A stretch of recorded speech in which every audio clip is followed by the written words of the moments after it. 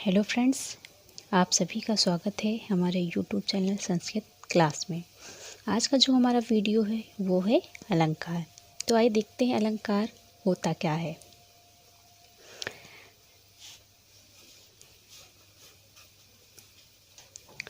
अलंकार भाषा को शब्द एवं शब्द के अर्थ से सुसज्जित एवं सुंदर बनाने की मनोरंजक प्रक्रिया को क्या कहते हैं?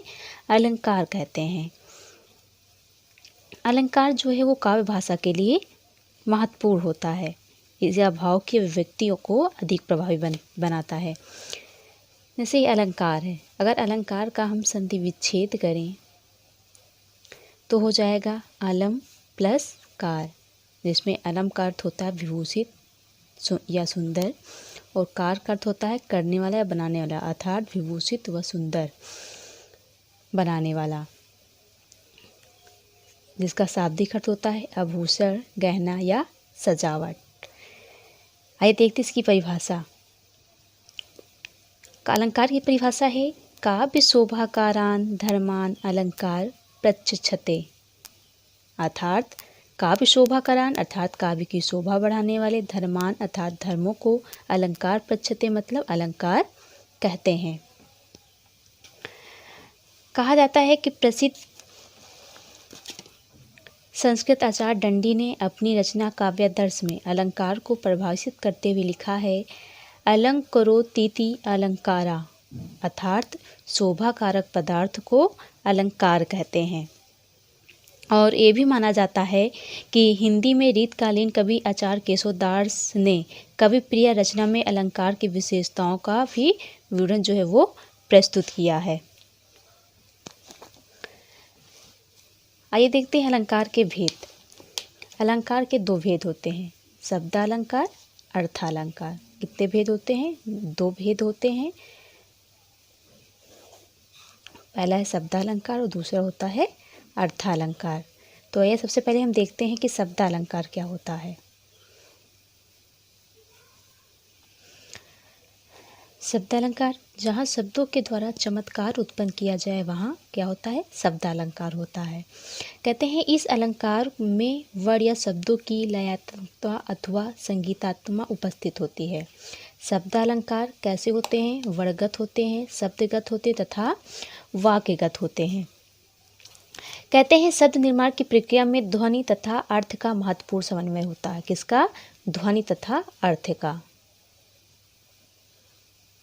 ध्वनि और अर्थ का महत्वपूर्ण समन्वय होता है। ध्वनि के आधार पर काव्य में उत्पन्न विशिष्टता अथवा साज सज्जा शब्दालंकार की सृष्टि करते हैं।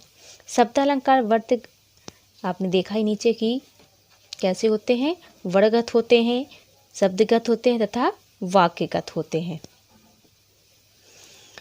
शब्दालंकार के भेद कहते हैं शब्दालंकार अनुप्रास, अमक, श्लेष, भीप्सा, पुनरुक्ति, प्रकाश, वक्रोक्ति आदि इनके भेद होते हैं। लेकिन इनके प्रमुख भेद अनुप्रास, यमक और श्लेष को माना गया है। इसके बाद हमारा आता है अर्थालंकार।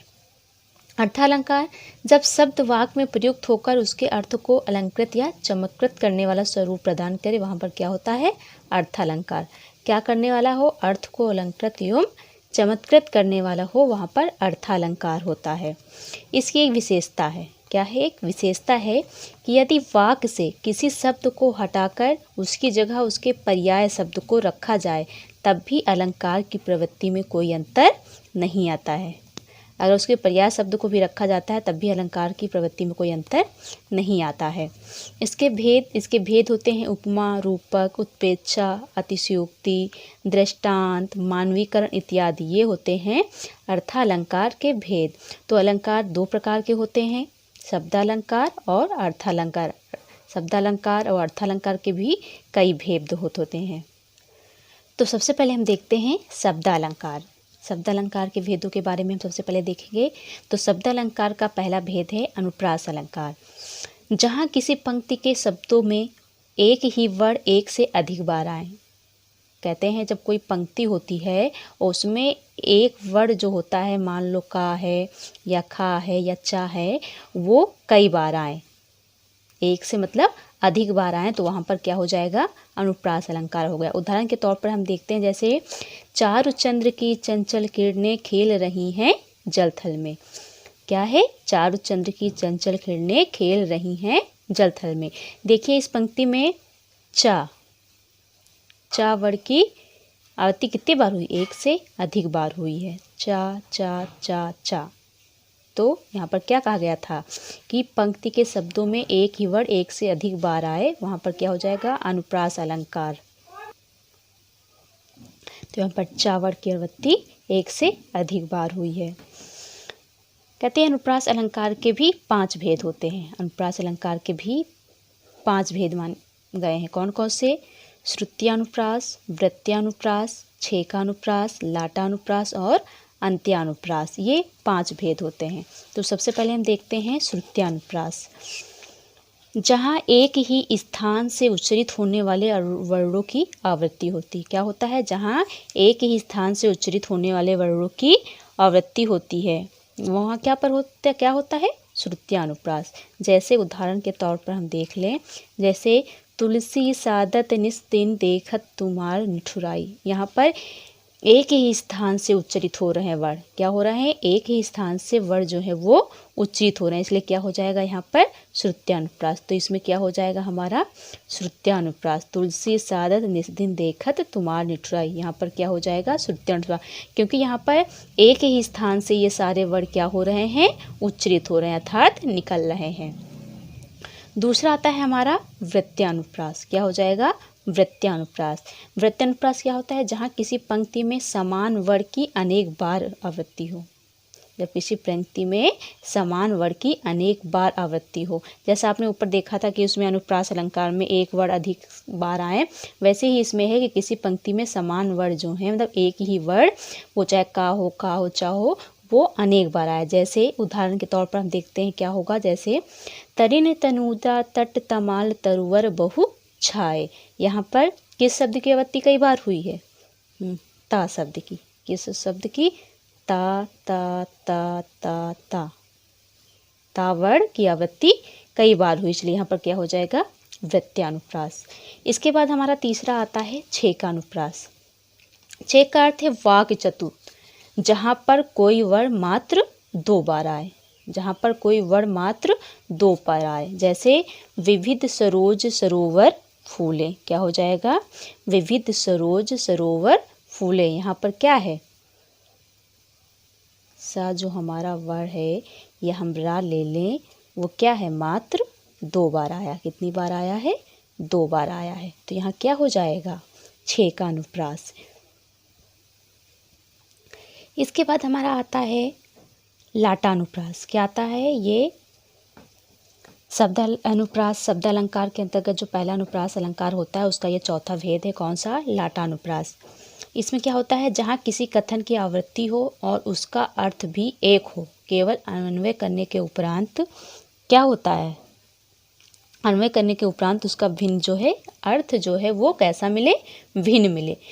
फिर से देख लीजिए, जहाँ किसी कथन की आवृत्ति हो और उसका अर्थ भी एक हो, केवल अन्वय करने पर क्या होता है, उसका अर्थ कैसा हो, भिन्न मिले, तो वहाँ पर क्या हो जाएगा, लाटानुप्रास हो जाएगा। तो आइए इसको उदाहरण देखते हैं, क्या हो जाएगा।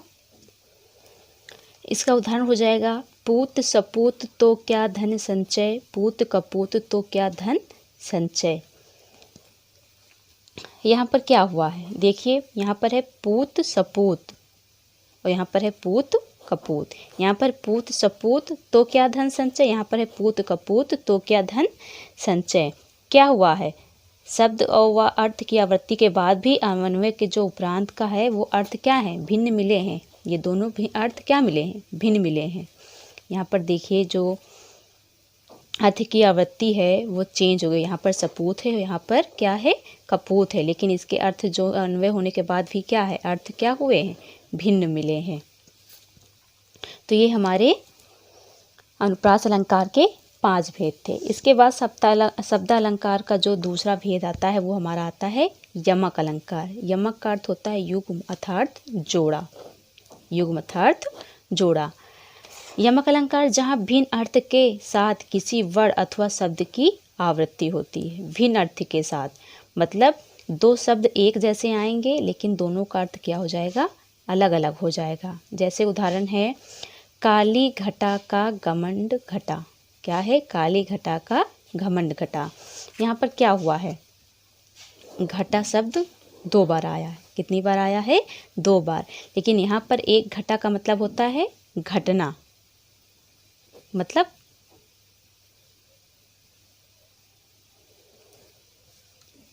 काली घटा का घमंड घटा होती है। यहाँ घटा का मतलब हो जाएगा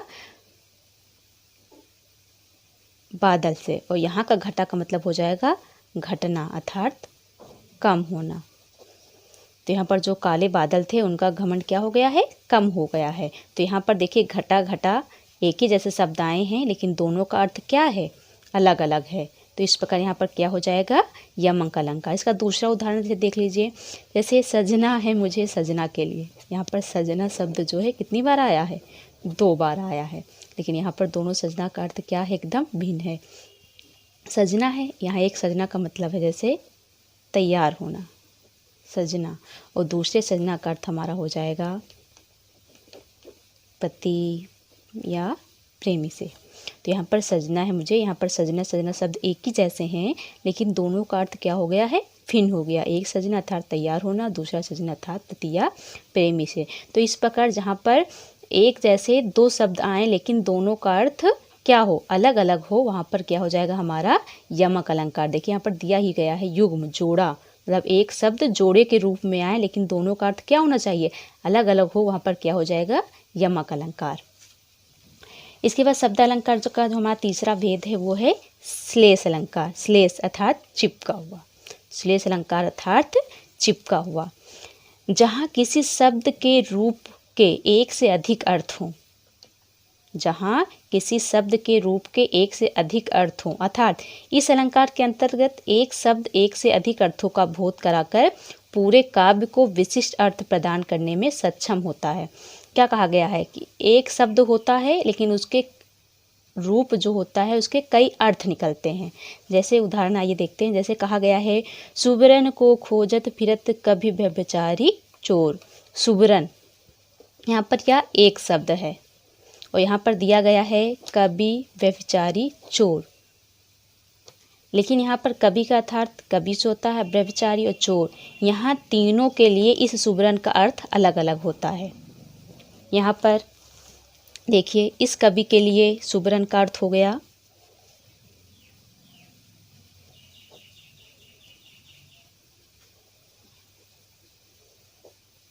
सुंदर शब्द, वर्ड, और ये हो गया कवि के लिए। व्यभिचारी के लिए इस सुबरन का अर्थ हो गया सुंदर पत्नी से, और चोर का इस सुबरन का अर्थ होगा चोर के लिए स्वर्ण अर्थात सोना। देखिए यहाँ पर शब्द तो एक है लेकिन इसके रूप में इन तीनों के लिए इसका अर्थ क्या हो गया है, अलग अलग हो गया है। कवि के लिए सुबरन का अर्थ सुंदर वर्ड या शब्द से हो गया है, व्यभिचारी के लिए सुबरन का अर्थ सुंदर पत्नी हो गया है, और चोर के लिए सुबरन का अर्थ स्वर्ण अर्थात सोने से हो गया है। अर्थात कवि जो है सुबरन अर्थात शब्द अर्थ को ढूंढता है, व्यभिचारी सुबरन अर्थात सुंदर पत्नी अर्थात गौरी को ढूंढता है, और चोर सुबरन अर्थात स्वर्ण को ढूंढता है। अर्थात यहाँ पर क्या हो जाएगा, श्लेष अलंकार हो जाएगा। जहाँ पर एक शब्द हो लेकिन वहाँ पर क्या हो, उसके अर्थ जो हैं रूप में एक से अधिक अर्थ हो, वहाँ पर क्या हो जाएगा, श्लेष अलंकार।